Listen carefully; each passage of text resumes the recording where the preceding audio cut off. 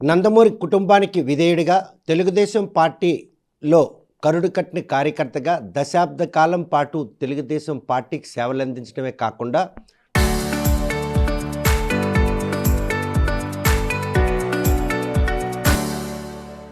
నందమూరి కుటుంబంలో ఉన్నటువంటి ఎన్టీఆర్ దగ్గర నుండి ఆయన తన బాలకృష్ణ, అదేవిధంగా జూనియర్ ఎన్టీఆర్ అభిమానిగా ఈ రోజుకు శ్రీకాకుళం జిల్లా కేంద్రంలో కరుడు కట్టిన టీడీపీ కార్యకర్త మాదర్పు వెంకటేష్.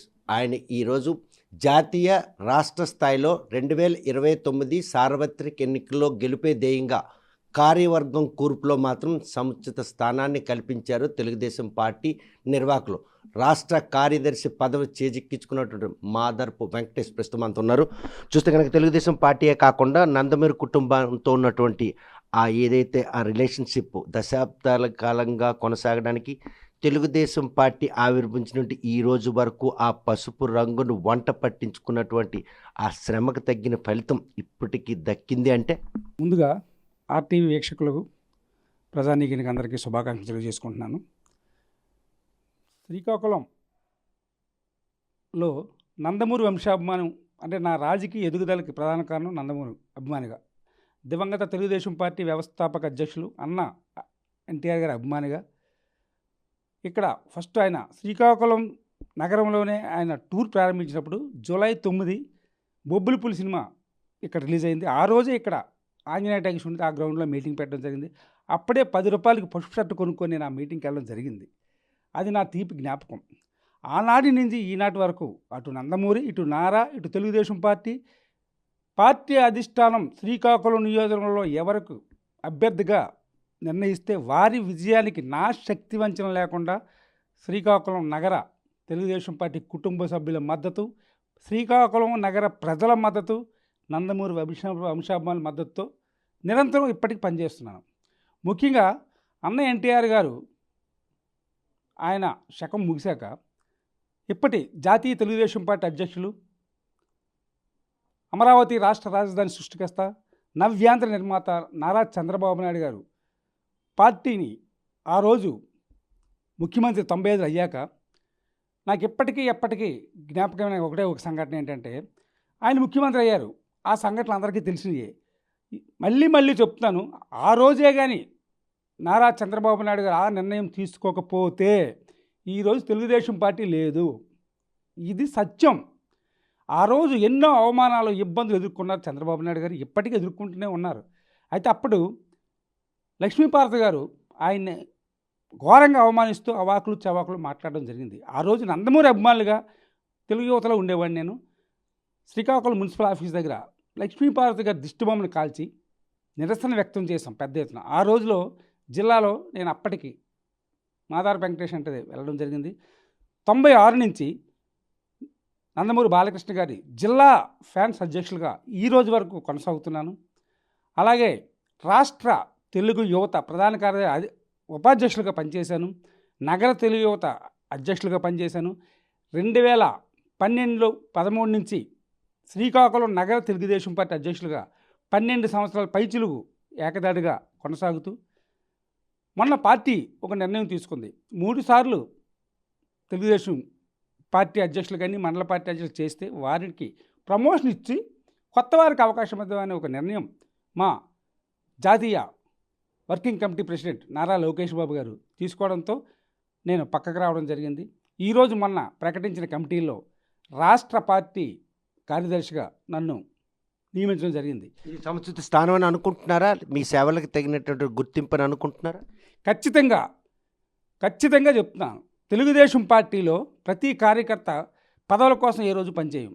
పార్టీ బాగుండాలి, మా నాయకులు బాగుండాలి, రాష్ట్ర ప్రజలు బాగుండాలి, తెలుగు జాతి బ్రతికి ఉన్నంత వరకు తెలుగుదేశం పార్టీ ఉంటుంది.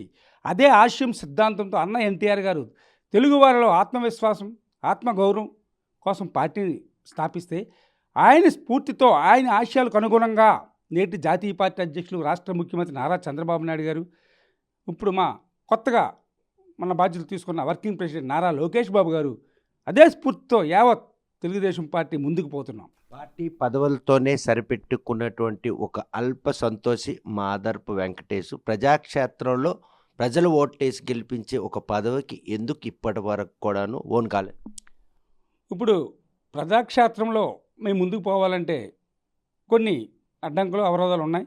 ఖచ్చితంగా ఆ సమయం వచ్చినప్పుడు దానికి కూడా నాకు పార్టీ అవకాశం ఇస్తుందని మనస్ఫూర్తిగా తలుస్తాను. శ్రీకాకుళం నియోజకవర్గం చూస్తే కనుక ఇది మైగ్రేటెడ్ సెటిలర్స్తో ఉన్నటువంటి ఒక ఇంటెలెక్చువల్కి సంబంధించి కాన్స్టిట్యున్సీ. గుండ కుటుంబానికి 4 దశాబ్దాలుగా సేవలు అందించిన పాపానికి మాదారపు కుదేలేయంటే దాన్ని నేను పూర్తిగా వ్యతిరేకిస్తా. ఎందుకంటే ఇది ఏ వ్యక్తి కోసం ఉన్న పార్టీ అయితే కాదు, ఇది రాష్ట్ర తెలుగు జాతి కోసం, నేను ముందే చెప్పాను, కోసం పార్టీ ఉంది.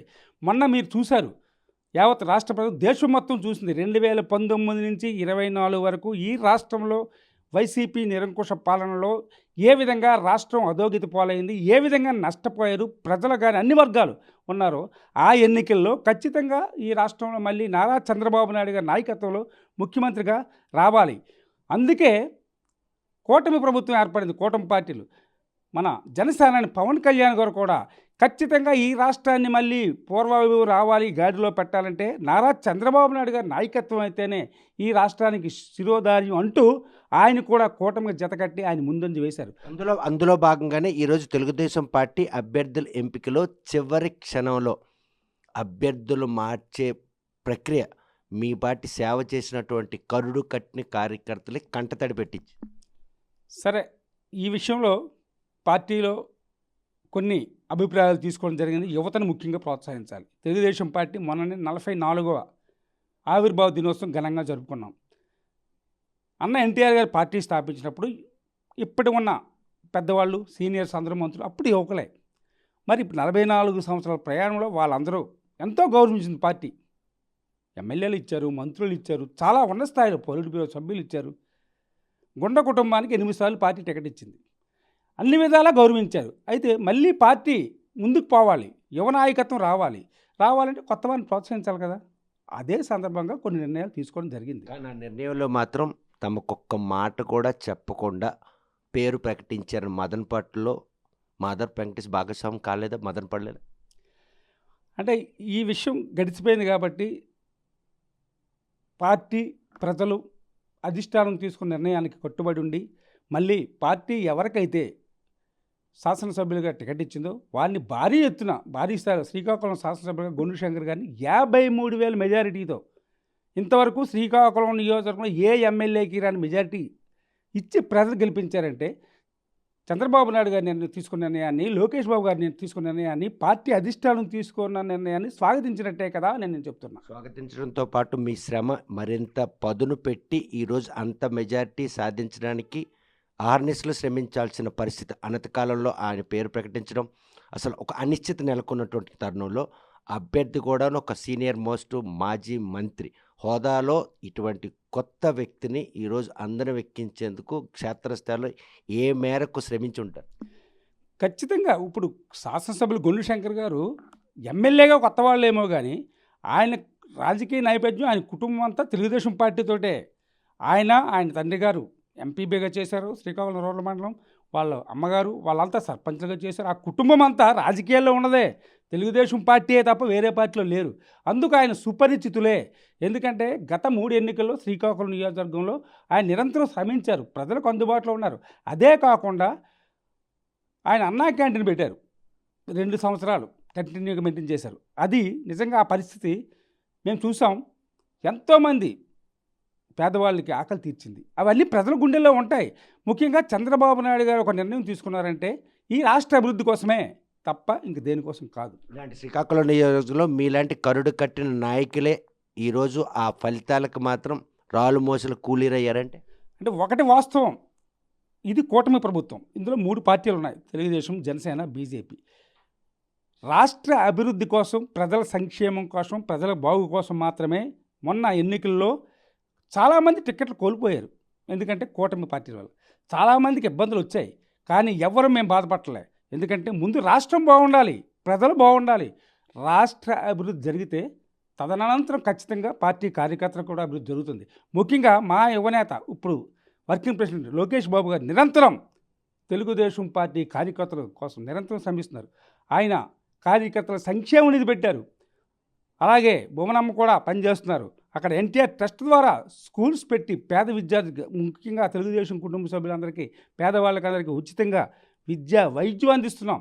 కార్యకర్తలను మాత్రం ఖచ్చితంగా తెలుగుదేశం పార్టీ అన్ని విధాలా అండగా ఉంటుంది. అయితే అందరికీ పదవులు రావడం అంటే ఇది 3 పార్టీల ప్రభుత్వం కాబట్టి కొన్ని త్యాగాలు చేయాల్సిన అవసరం అయితే మనకు ఉంది. ఇది కానీ రాష్ట్ర సంక్షేమం కోసం, ఇది రాష్ట్ర అభివృద్ధి కోసం, రాష్ట్ర ప్రజల కోసమే.